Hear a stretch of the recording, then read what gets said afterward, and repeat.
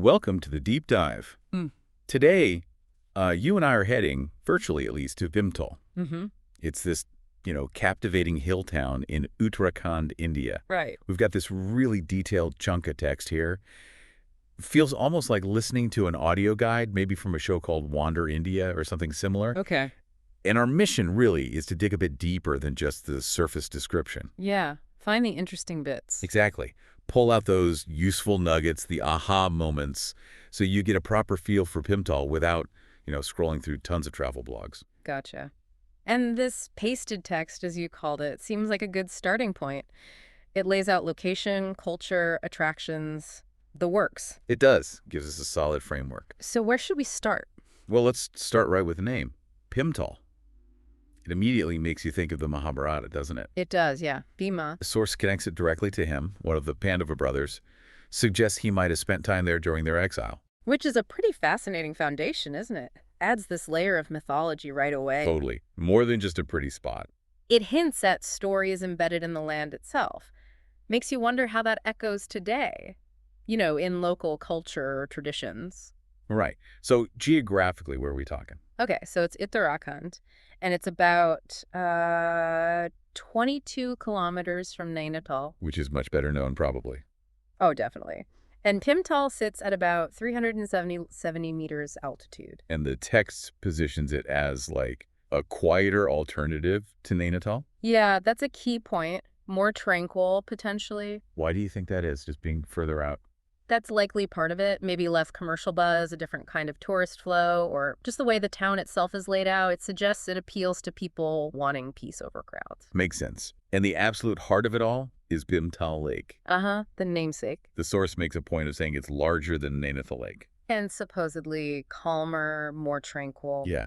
And get this, there's an island smack bang in the middle. Right, I saw that. And on the island, an aquarium. Which is quite something. You don't see that every day. An aquarium on an island in a lake. Seriously, it's a unique feature. Moves it beyond just natural beauty. Gives a specific attraction, maybe for families? Could be. You do wonder about the logistics, though. Keeping fish happy in the middle of a lake. Huh? True. Okay, so beyond the lake itself, the surroundings sound idyllic. Mm-hmm. Pine-covered hills. Misty mornings, birdsong. The text really paints a picture. You can almost, feel the quiet. Absolutely. Those sensory details are crucial, aren't they? They help you connect. Imagine being there. The sounds, the air. Sounds restorative. Definitely. Okay, so if someone is there, what can they actually, do? What are the main draws? Well, the lake obviously is front and center. Right. Boating is mentioned, photography, or just, finding a nice spot by the water to relax. Standard lake stuff, but probably very nice there. Exactly. It caters to different speeds from active to just soaking it in. And then there's that aquarium again on the island. Mm-hmm. Exotic fish. Yeah, it's definitely highlighted as a unique thing. Makes you curious about what kind of fish they actually have there. Me too. Yeah. Then there's the Victoria Dam. Okay. Sounds quite scenic. It's one end of the lake. Right. And it has terraced flower gardens around it. Ah, nice. So a mix of the functional, the dam, and the aesthetic with the gardens. Dams can be quite visually interesting points in a landscape. Yeah, controlling the water, creating views. The gardens sound like a deliberate effort to make it even prettier. Seems like it. Then, for people who like a bit of a walk with a story, Hidimba Parvat. Named after Bhima's wife, right. Connecting back to the mythology. Exactly.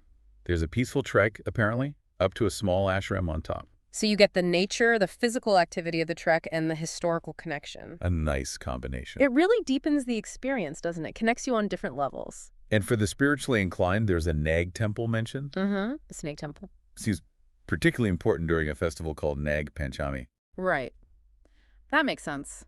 Temples like that are often focal points for local culture, and festival times would be especially vibrant. And if you're the exploring type, the text mentions nearby spots like Saptal and Nakushiatal. Yeah, suggests Bhimtal can be a good base, for seeing more of the Kumaon region. Right, not just a one-stop destination. Yeah. Broadens the appeal. Definitely. Okay, let's shift gears a bit.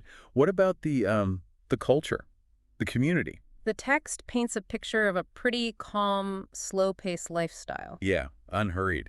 And the locals, described as welcoming. makes sense. Livelihoods seem tied to tourism, but also farming small businesses. That often fosters a certain kind of warmth, doesn't it, when the community is intertwined with the place itself? Absolutely. And that slower pace is a big draw for city dwellers looking to escape the rush. You wonder how that impacts the feel of the place for visitors. Good point. And it's not just the pace, it's this blend they talk about. Right, Kumani traditions mixing with, like, modern hill station life. Folk songs, festivals, traditional food. Gives it an earthy charm, as the source puts it. I like that phrase, earthy charm. Suggests authenticity, maybe. Yeah, something grounded. That intersection of old and new is often where the unique character of a place lies. Speaking of traditions, food. Always important. Always. The text tempts us with some specific kumaoni dishes. Aloki gupke, spicy potatoes, Sounds good. And patki chirkani, some kind of lentil curry. and banki chutney. Ah, yes. Hemp seed chutney supposedly has a tangy twist. That sounds particularly unique to the region. Definitely want to try that. Local food is such a huge part of travel, isn't it? A direct taste of the culture. Absolutely fundamental. These dishes likely use local ingredients, traditional methods. And you can't forget the simple pleasure mentioned, masala chai, with a view of the hills. Oh, yeah. That sounds like the quintessential Bhimtal moment. Sometimes it's those small, simple things, right? The warmth of the tea, the view. Those sensory snapshots often stick with you the most. A moment of real connection. The source also flagged some festivals. Harela Festival, celebrating greenery, Uh-huh. And the Nanda Devi Mela, honoring a local goddess. plus local fairs by the lake, handicrafts, music, food. Sounds vibrant. Festivals and fairs are like the heartbeat of local culture, aren't they? They bring everyone together, showcase traditions. A great time to visit, probably. For sure. Now here's something I found interesting. Education. Bhimtal apparently has several educational institutions, including boarding schools. That is interesting. Adds another dimension. Yeah, it attracts families looking for that peaceful learning environment. So it's not just a tourist town. It's a place where people live, raise families, go to school.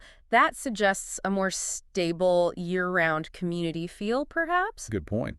And thinking about longer stays, or even, the digital nomad trend. Yeah.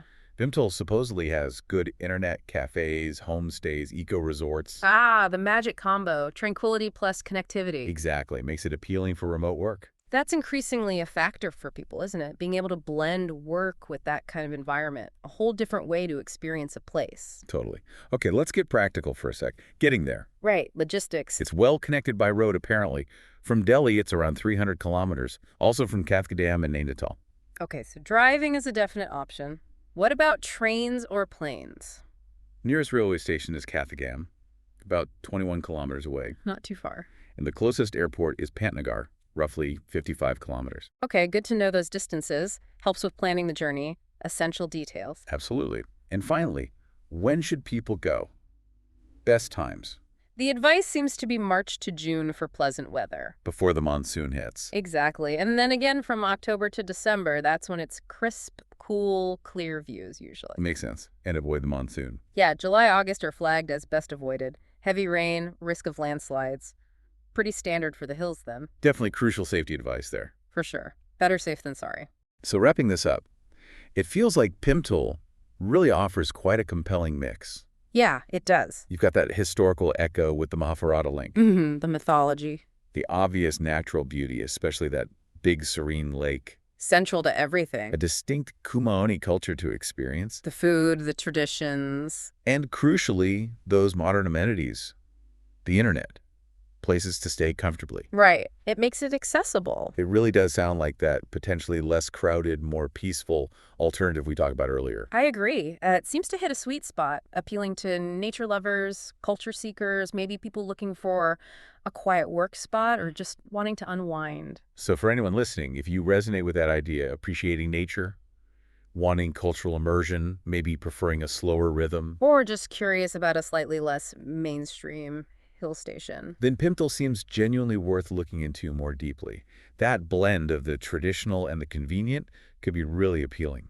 And that brings up a final thought, doesn't it? Considering those deep historical roots we touched on and all the descriptions emphasizing tranquility, Yeah. how might spending time in a place like Bhimtal actually affect someone?